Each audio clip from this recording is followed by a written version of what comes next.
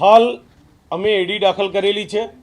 એડી દાખલ કર્યા પછી કોઈ નક્કર ધારો કે પીએમ નોટ આવ્યા પછી અમે એના નિર્ણય ઉપર જઈશું કે ભાઈ ખરેખર ગોળી મારવામાં આવી છે, નજીકથી ગોળી વાગી છે, કેટલા અંતરથી ગોળી વાગી છે, કેવા પ્રકારની ગોળી વાગી છે, માણસ જાતે ગોળી માગે તો ક્યાં વાગે, આકસ્મિક ગોળી વાગે તો ક્યાં, આ બધા જ પહેલો લઈને એ માટે જ અમે ફોરેન્સિક પીએમનો આગ્રહ રાખી અને બંને ડેડ બોડીને અમે સિવિલ ખાતે ફોરેન્સિક પીએમ કરવા માટે અમે મોકલી આપ્યા છે। એ દૂધનું પાણીનું પાણી કરવા માટે મેં એક્ઝિક્યુટિવ મેજિસ્ટ્રેટ સાહેબ, એફએસએલના અધિકારી સાથે અને ફિંગરપ્રિન્ટના અધિકારી સાથે તમામ સરકારી કર્મચારીઓને સાથે રાખી અને ગઈકાલ આખી રાત અમે અમારા મરણોત્તરના જે કાગળો કરવાના થાય એ તમામ કાગળો પૂર્ણ કરી અને બંને ડેડ બોડીઓને અમે પીએમ સારું મોકલી આપ્યા છે।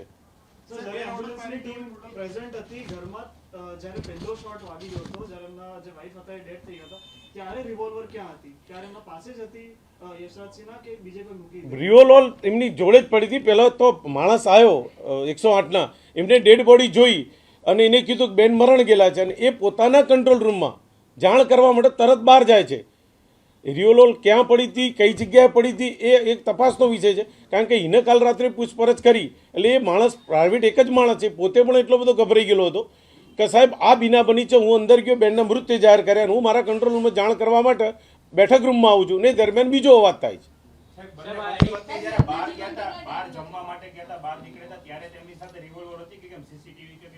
એ ત્યાંના સીસીટીવી કેમેરા નીચેના બંધ છે, પણ આખા જે જગ્યાએ તપાસ જે જમવા ગયા કોઈ સગાવાલાના ત્યાં પારત આવતા એ બધા અમે કુટેજો તપાસી રહ્યા છીએ।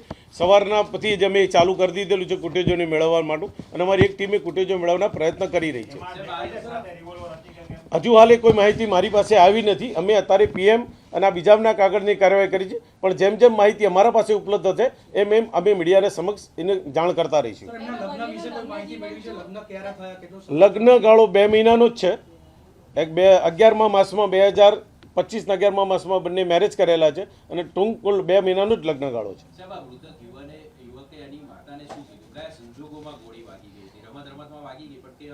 એને માતાને એટલું જ કર્યું કે મારી રિવોલ્વરમાંથી ગોળી વાગી છે અને એને તાત્કાલિક આપણે હોસ્પિટલમાં લઈ જવાની છે, આવું જણાવતા એમની માતા તાત્કાલિક એ રૂમમાં આવ્યા અને દીકરીને જોઈ અને તાત્કાલિક એને કીધું કપડાં ચેન્જ કરી લે મમ્મી, મેં 108ને ફોન કરેલો છે, આપણે એને હોસ્પિટલ લઈ જઈએ છીએ।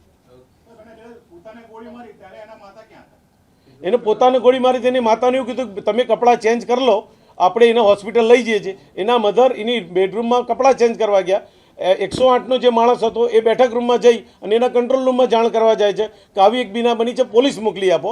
એ દરમિયાન એનો લાભ લઈ અને યશરાજે પોતાને ગોળી મારી દીધી।